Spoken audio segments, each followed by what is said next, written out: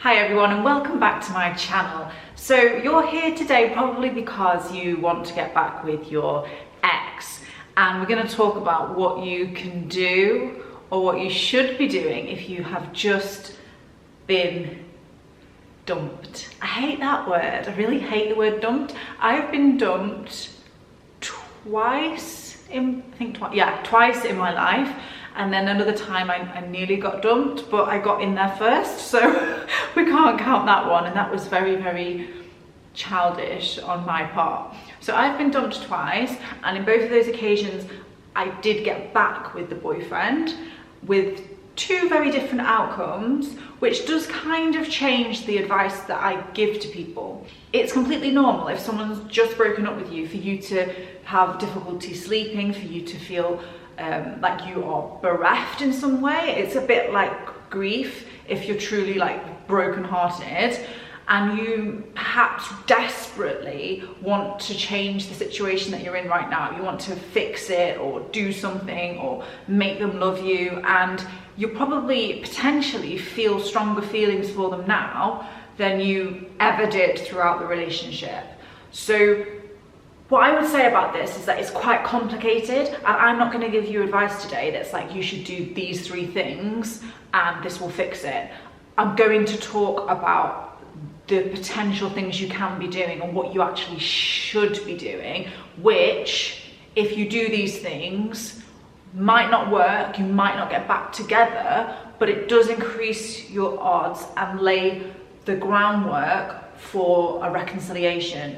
So stick with me until the end, and hopefully it will kind of make sense a little bit, even though a lot of what I'm doing is like moving you away from that person. Not all of this will apply to your situation, because every situation is very, very different, and my first point may not apply to you. But the first thing that you should do is apologize if necessary. So sometimes someone will break up with you and it's just a case of they don't feel the feelings that they did before, and it's something more along those lines. You can't apologize for that, and you shouldn't just apologize for no reason.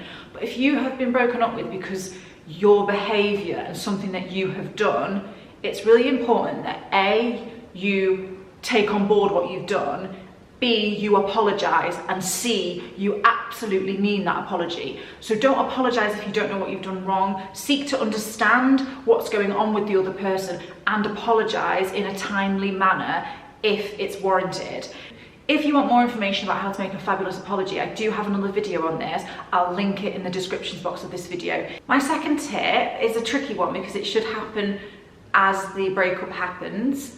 I want you to be open with the other person that this isn't what you want. This is not the outcome that you're after. However, be dignified with that. Now, this isn't about begging. This isn't about manipulation. This is about being crystal clear and owning how you feel. So instead of being like how I might have been in the past, which would be like, oh, I don't want you anyway, that's not helpful because it's not true, and also it doesn't really make the other person necessarily want you. Like, it might trigger some people into a response, but it's not necessarily healthy. So express, this is not what the outcome that I would like. However, like, I'm going to like totally respect that you don't want to be with me anymore, and you know, leave it. So this probably sounds like the weirdest advice. Like, what? I thought we were supposed to do these tricks and tips and things. So probably a good time for me to like speak a little bit about the 2 breakups that I have been through myself. So with both of these breakups that got back together, I let them go, but not fully. So with one, he was having like mental health problems, and I knew it wasn't what he wanted. So that's the difference. You can't tell someone what they want, but sometimes you kind of know that it's not a true breakup. However, third point, you should take it seriously, because you don't want to get into a cycle with someone where they break up with you, you don't take it seriously, they don't take it seriously either. It's more like a protest of like, I don't like the thing that you did, so now I break up with you. And then you get back together, and then the next time you have an argument, you throw that at them. And it becomes quite toxic because it's not really a real relationship. And a lot of us have had those friends or been that friend who, oh, we've split up, we're not getting back together, and everyone's like rolling their eyes and like, yeah, you are, yeah, sure you're not gonna get back together. Next week you're back together, and the next week you're not together anymore. No, we're not gonna get back together, That kind of cycle is so unhealthy for you, and neither of you really know what's going on. It's maybe a little bit exciting, but it's not healthy, and it's not something that you should be striving to be in for a very long time. You want that pattern to stop, so you have to take it seriously. This leads me to what happened with my current boyfriend. 3 days into our relationship, we'd been dating in the October a little bit, then we got together more in the January, and then officially we were together in the May. So it's quite a long lead up into our actual relationship. So there were a lot of feelings there by that stage, because we've been together for quite a long time in a way to not be official. And then we became official, and 3 days later we'd had an argument and he broke up with me. And I went on holiday, I was in Tenerife having a complete meltdown, but I didn't behave like I was having a meltdown to him. I was very chilled. I was very much like, I respect what you're doing, I respect that's how you feel, we're on completely different pages here. I took it very seriously, and then he came back very quickly, and my reaction was, hang on a minute, you broke up with me. You don't just break up with people. I am not going to be that person. So if we work through this, I am not, categorically not going to tolerate every time we row, it becomes so extreme. I'm not going to tolerate being in a relationship with you if every time we have an argument, we break up. So since then, we've been together for 5 years and we haven't split up. So it has become a much more healthy relationship. But at that point in time, we could have gone in a different direction and become a couple that was a little bit, I want to say volatile, but I don't mean volatile in like a physical sense. I just mean not stable. So far we've apologized if we need to. We've expressed that it is not what we want, and we're taking it seriously. We are taking on board the fact that this relationship might be over, and if it's not over, it definitely needs some kind of work if it's going to actually work moving forward. The fourth thing that I want you to do is create space between you and them. Now, my recommendation is not something that you're going to enjoy, but I think it's a game changer, and there are loads of reasons why creating space can bring you back together. Because if someone's broken up with you and you're taking it seriously, is it logical to then always be there, always be messaging them? You aren't giving them any chance or space to breathe. You aren't giving them the opportunity to miss you. You aren't giving yourself the opportunity to analyze the situation and to take a little breather. At the moment, chances are that you feel a very heightened level of emotion, but I guarantee that over time that will drop. But you have to put space between yourself and the other person. Don't assume that just because you feel masses of energy and love towards a person, that means you definitely should be together, because it might be that you're not compatible. With the first guy that I mentioned, we actually got back together and then later realized that it was, I think he said, we're trying to fit a square peg into a round hole, aren't we? And I was like, yeah. And then we had a very amicable breakup, and we're still got on really well. We're not like buddies, like I don't hang out with my exes, but like if he texts me or something, we'd have a chat and it would be very platonic. But essentially, we were really misaligned. But the first time when he broke up with me, I was just so traumatized by the fact that I'd been dumped.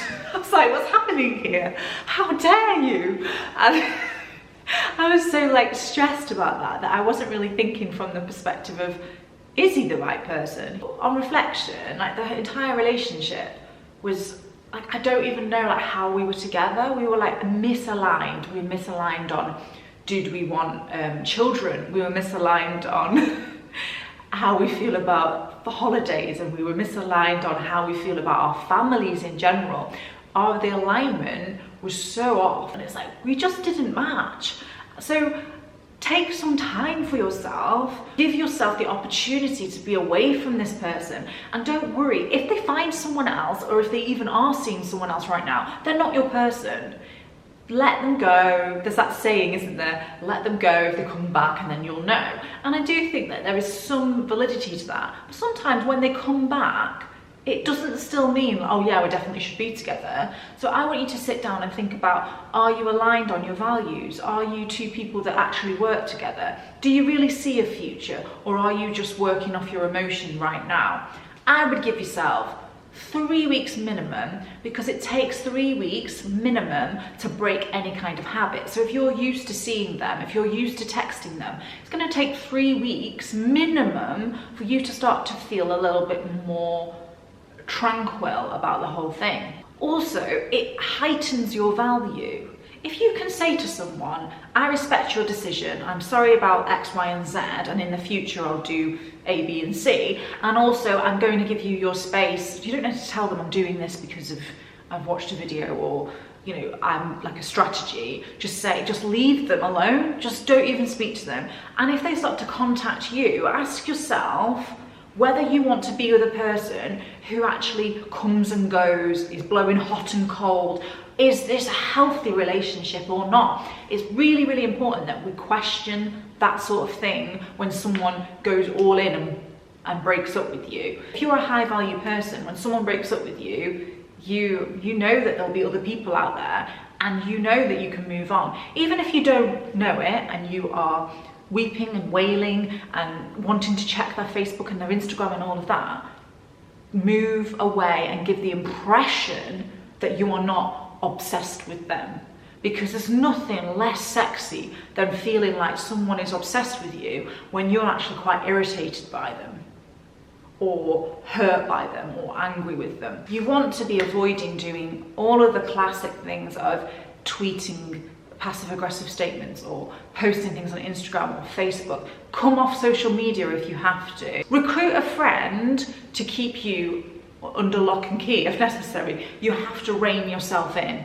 Like, ultimately, that is the goal. Reining yourself in and reanalyzing the situation from a distance, not just being like, oh, I've got to get back with them, I've got to get back with them. It's like, why? Like, give me like 5 brilliant reasons why, and then we'll consider what to do next. It's also quite common for someone to put someone on a pedestal when they break up with you. Like, you didn't like adore them that much, and it becomes about like, oh, I've been rejected and that reflects on my worth and they're more worthy than I am. And then as time passes by, we start to like pine for them. It's like, speak to a friend who knows both of you, who perhaps is more, I want to say on your team, but we always have that friend that like doesn't adore your ex. Speak to that friend, get them to rein you in, get them to paint a different picture to this fantastic person that you are creating yourself, potentially in your own mind. Make a commitment to your 3-week cold turkey away from your ex. That is the strongest move that you can do to get someone back, because the opposite doesn't actually change anything, and if anything will drive a person away. And it's so counterintuitive to give the space, and if they're not serious about it, it will be one hell of a shock when you just accept that it's over and seemingly move on, and that could shock that person into action. But we don't want to be playing those games. You should be taking it seriously and actually striving to move on. If after your 3 weeks you're still in a situation where you're thinking like, I still want to get them back, and this is way more complicated than this video can ever possibly understand, because I do appreciate that every relationship is so different and every circumstance is so different, feel very welcome to get in touch with me and arrange a complimentary consultation. You can head on over to my website for more information about the packages that I have and like exactly how I work. But honestly, one of the best things you can do as well is speak to someone, be that a therapist, be that a coach, be that a really good friend, but don't speak to your ex. My 5th point is in that 3-week period where you're going cold turkey, you're moving yourself away from your ex, you are not contacting them, you're not on social media. This is the time to not only do that reflection that I've already mentioned, but to also work on loving yourself. This is a time for you to put your energy into something that you love, to take up a hobby, to do something creative, to do something that really creates like high levels of endorphins within your body. So join a running club, do some boxing classes, do something that you have been wanting to do for a while, but perhaps haven't. Make this about your development and your growth. Read that book that you have put off reading. Take up an art class. Do something to channel whatever you're feeling in a positive way. I had a guy, he didn't break up with me, but we were in a bit of a weird situation, and I felt very heartbroken at that time. And in order for me to keep my sanity, I would be doing like boxercise and imagine his face on the boxing bag, and I felt fantastic afterwards. But like doing things like that, and also I was doing spinning classes, and I got really fit in that time. And it wasn't like, oh, I'm gonna make my revenge, I'm gonna be so sexy, when he sees me he's gonna be all over me and I'm gonna be like, nah, get away. No, it was definitely, I've got to keep myself busy, occupy myself and take care of myself. So you want to move away from the wine bottle. You could do it for like one night with a friend, but you know, move away from the wine, move away from those coping mechanisms, and sit with your feelings as well, because the way you feel is actually very normal, and it's normal to like have to process pain.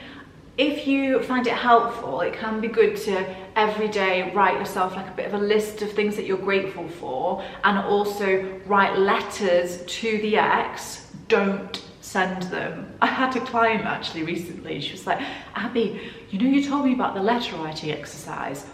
I think my ex has done it, but he sent it to me, and I was just like, oh my goodness. So don't send it, but it can be good to just write down your thoughts.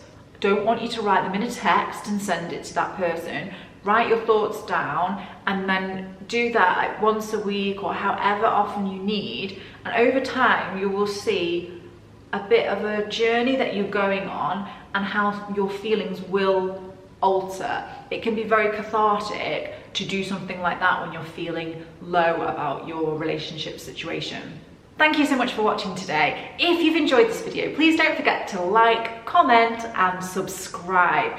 If you're interested in any one-on-one dating coaching, you can just head on over to my website, and you can also follow me on social media at Abby Blears. Thank you. Bye-bye.